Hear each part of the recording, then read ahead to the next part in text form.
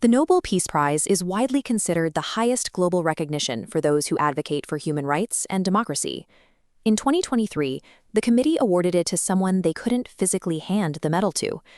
Instead of celebrating on a global stage, the 2023 laureate, Iranian activist Narges Mohammadi, is sitting under heavy state guard, suffering from severe medical complications. Just recently, Mohammadi had to be hospitalized. Her physical condition is deteriorating rapidly, prompting her family to issue desperate, public pleas for immediate intervention. The request her family is making is strictly logistical. They want her transferred out of Zangin Prison and moved to a proper medical facility in Tehran where she can receive adequate care. But Iranian authorities have continuously denied this basic transfer. They are keeping her locked in a facility completely unequipped to handle her failing health. The systematic denial of medical care effectively turns Mohammadi's physical deterioration into a tool of state control, a quiet way to weaken a prisoner whose influence the government deeply fears. To understand why the state is holding so tight to someone who is physically failing, you have to look at the history of her confinement. Her current medical deprivation is simply the latest tactic in decades of escalating state retaliation. Over the course of her activism, Iranian authorities have targeted her relentlessly, arresting Mohammadi 13 separate times. And those individual arrests have compounded into a massive, cumulative sentence of 31 years behind bars. When a state locks someone away for 3 decades, it implies a severe danger to the public. But Mohammadi has never been violent.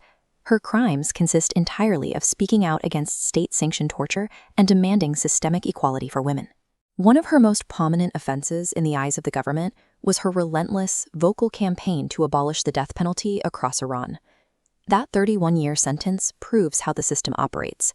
It shows that an authoritarian government views simple, nonviolent advocacy for human rights as a direct existential threat. The primary function of severe confinement is isolation. The goal is to cut off a dissident's ability to communicate their ideas to the outside world. But the state hasn't been able to impose total silence, largely because of her husband, Taki Ramani. He operates as a vital conduit, breaching that physical isolation on her behalf. Ramani regularly speaks to the press about her extraordinary courage. He testifies that no matter the conditions of her confinement, she maintains her belief that the struggle for human rights is an ideal worth fighting for. Through his continuous updates, her specific campaigns against injustice remain active in the global public sphere, even while she sits in a cell. By ensuring her message still reaches the public, Ramani effectively neutralizes the core reason she was locked up in the first place. The authorities have successfully captured her physical body, but they haven't figured out how to contain her influence. This brings us right back to the immediate crisis: the government's continued refusal to transport her out of Zangin Prison to a hospital in Tehran. When authorities block life-saving care for an ideological opponent, the hospital bed stops being a place of recovery. It becomes an extension of that 31-year punitive sentence. Her individual medical neglect mirrors a much broader reality. Her physical suffering is deeply intertwined with the systemic struggle for basic rights, playing out across the entire Iranian nation.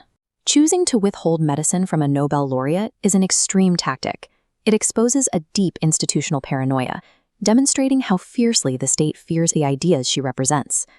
Right now, continuous advocacy from her family and sustained attention from the global community remain the only mechanisms left with any chance of forcing the state to provide her with adequate care. By refusing to break under the pressure of arrest, illness, and isolation, Narges Mohammadi has already achieved what the Iranian authorities were trying to prevent. She has proved that the demand for basic human dignity is an idea that outlives the wall.